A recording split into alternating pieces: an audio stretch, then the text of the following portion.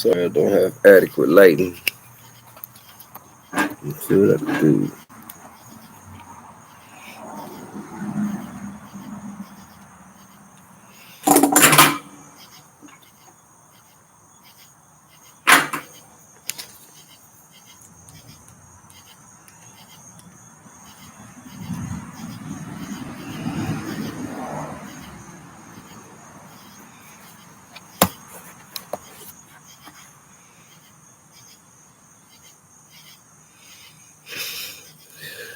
I doubt any more people gonna come. I'll probably watch it after, but I'm gonna just talk my shit. That's what the show's about. That's what I'm here to do. And today's topic, if you ain't read it, is APSO, the advocate, the district attorney, and the public defender office. Are they all working together? And I think we all know the answer to that question. But, you know, allegedly, are they working together? Could it be possible that they really are? Anything is possible. I'll give you all the background of what I'm talking about. 4 years ago, a murder happened on Bro Road at a trailer that people say it was a known drug spot or whatever. But somebody lost their life there. And that's unfortunate that the person lost his life. I really give my condolences to his family. But one of my friends is getting crossed up in it, and he's about to lose his life. And I can't sit around and do nothing. I can't sit around and just watch it happen. You know, I tried to contact his lawyer to let him know that I'm willing to testify on Cedric's behalf on what, happened that day and what one of the DA's star witnesses was supposed to be testifying about. Now,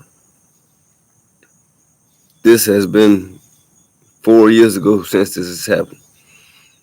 In those 4 years, the state's two main witnesses, the case, have been arrested multiple times for serious charges. One person even burned her trailer down so the detectives wouldn't be able to go back to the trailer and search for any more clues, I guess. And nothing happened to her. Another witness got arrested for possession of a lot of drugs, and he never went to jail for it. It happened more than once within these 4 years. During the time the person accused, Cedric, was sitting in jail, he requested a speedy trial. He got denied. He requested to talk to multiple lawyers and was denied. He went to court maybe 2 or 3 times, maybe one for the guilty plea. Then maybe a year later, they finally took him for the second thing, I think is motions or whatever. And after that, it was crickets. He basically sat 4 years waiting to see what's going to happen with his life, wondering, worrying about his family, all kind of things. I can only imagine, what he was thinking of during that time. But here we are today. Well, last week, really, they finally decided to go to trial. And from what Cedric is telling me, and we can only talk over the jail phone when he called. The only thing that he told me, he was telling me that, his lawyer was doing pretty good picking out the jurors. He felt confident in how he was picking out the jurors and dismissing who he had to dismiss or whatever. So he felt good about going to trial to prove his innocence because he maintains his innocence to this day. But he said after the third day, he came to visit him at jail, and he asked him, like, man, why don't you just plead to these to lesser charge? Because I'm tired. I'm tired of doing all this. Cedric informed him that I was willing to testify. He had his secretary call me, and I told the secretary what I was willing to testify about. I guess the secretary didn't relay the message all the way, how I said it. If he did, I don't know. But Cedric told me that Shannon Baptiste told him that I'm most likely lying, and he's sending me uncredible people to testify, and that he's just tired. He's tired of doing all this, and he should just take the plea deal because, they got a witness. But this witness that they got is just trying to save his own ass from the trouble that he in. And that's the only reason he testifying, is because he's trying to save his own ass from the trouble he got in after all this went down. But the police, knowing that they needed him in this trial, let him get away with it, basically. He got a free pass because he was planning to tell a false story.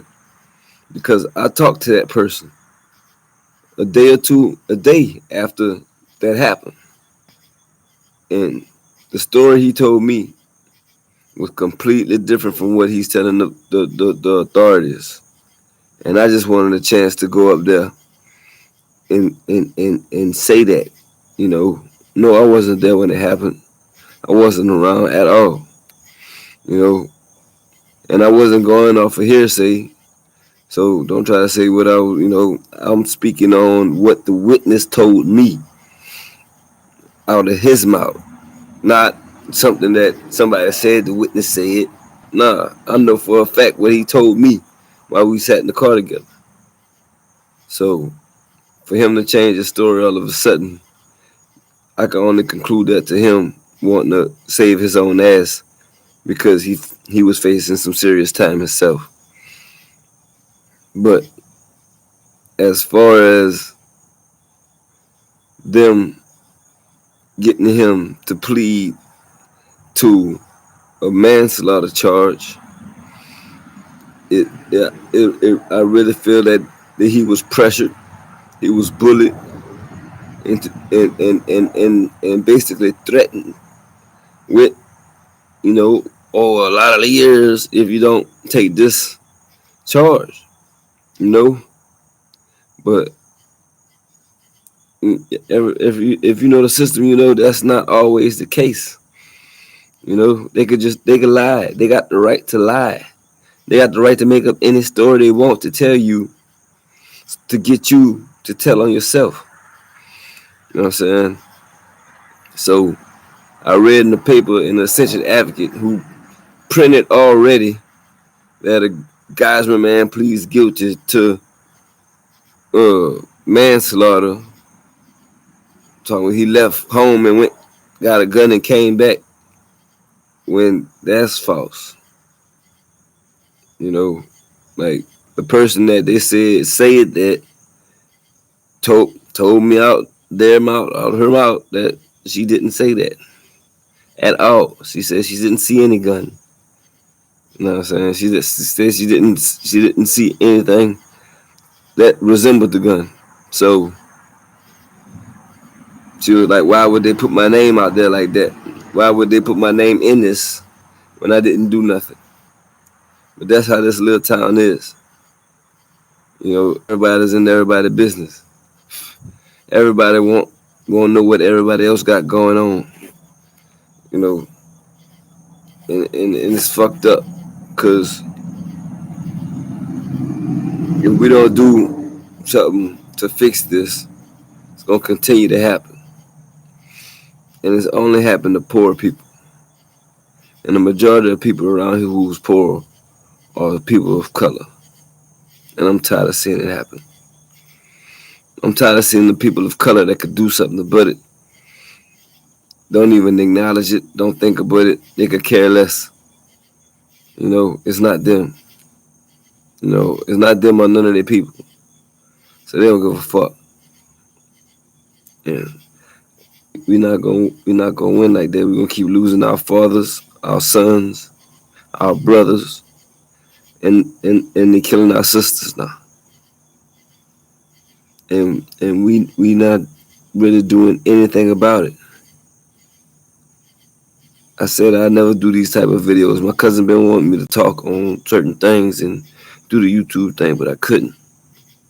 But this here is not gonna slide. It's not gonna fly. So I'm starting here first. I'm starting here first.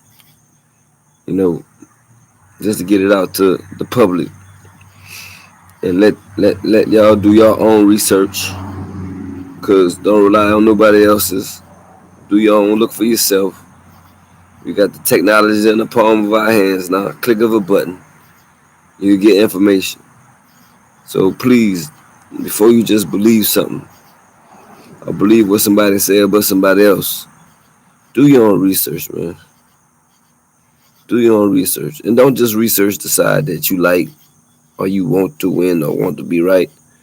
You know what I'm saying? You should research the side that goes against what you believe more than you research the side for what you believe in. Because you're going to automatically believe in what you believe in. But if the information that goes against what you believe can change your mind, then you learning. That's learning. That's the definition of learning and growth. And right now we all need to do that.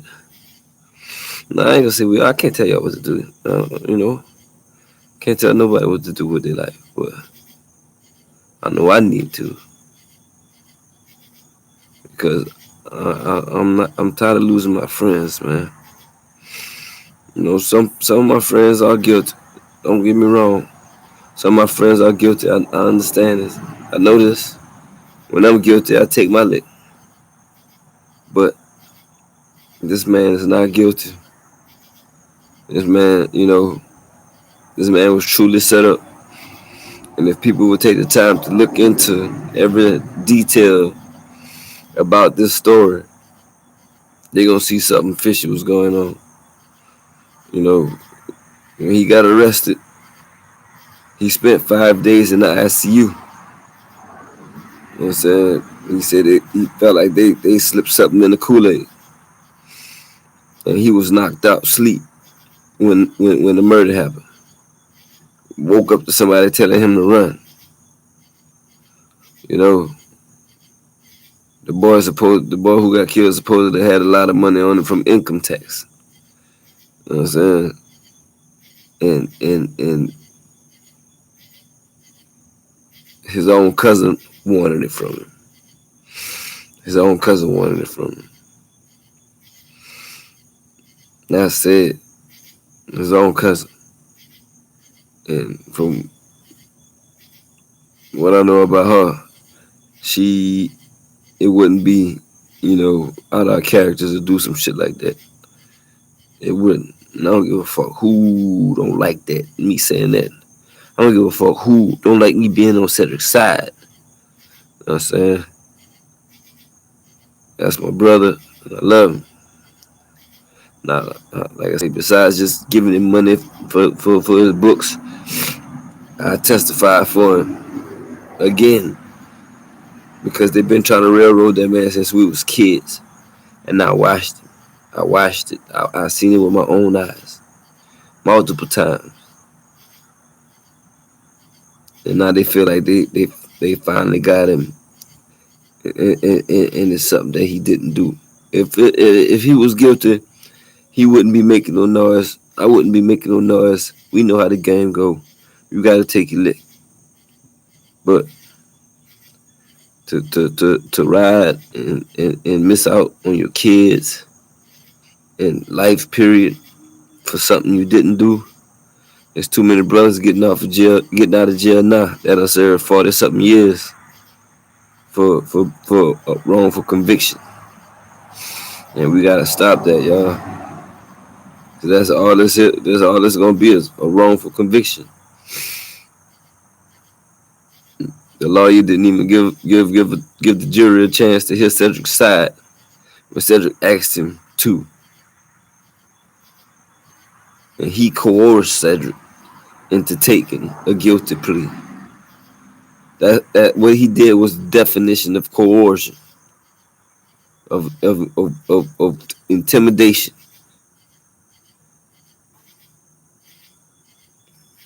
And Shannon Baptiste, man, I hope you see this for real, cause yeah, like it ain't going down like that, partner. Like, not at all. And I ain't talking no stupid shit.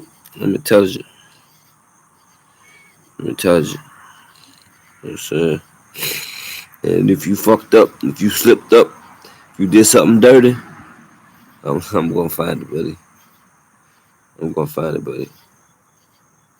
But I just wanted to hop on here and get that shit off my chest. Cause ever since he told me what he told me, I haven't been right. I'm tired of losing my friends. I'm tired of losing my friends. We suffer from a lack of knowledge. You know what I'm saying? We don't know their rules. We can't even get people to represent us that's honest, that know their rules.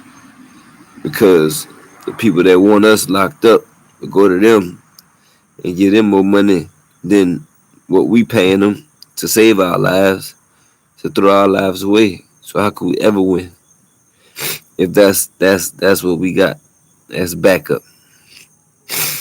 And it's like, not every lawyer, but it's like most of them around here are in a little clique, a little cahoot. Most of the judges, most of the cops, you know what I'm saying? All of them, they in their own gang. Call it like it is. They got their own gang. They look out for their gang members. You know what I'm saying? They lie for their gang members. They'll kill for their gang members. It's like any other gang. So miss me with that. No, there ain't no gang shit. They ain't even protecting their servant. That's not what they here for. They just got that bullshit on side their car to make you feel like they are. And they not. I respect good cops. I truly do. I ran into a lot of them. But I ran into even more bad cops. Way more. And it's somebody who, whoever over this case right here, they ain't one of the good guys. Hope y'all have a blessed day. And do it all you can, bro. Give it your best shot. Enjoy your freedom. Some people can't enjoy this. Enjoy your family. Some people can't enjoy this. You know what I'm saying? Hug them. Tell them you love them. No hesitation. Look them in the eyes and tell them that I love you. You know what I'm saying? I love you. Man, I love you, dog. I love you, my nigga. I love my niggas, dog. I love my women. I love my females. I love my family. I love, you know what I'm saying? I love everybody. I'm righteous. I can't have no hatred in my heart. But if you bring me hatred, I will return the favor. You know what I'm saying? So y'all be good out there. You know, I would like it if y'all like to subscribe this shit, you hear me? But I don't give a fuck. So y'all be cool.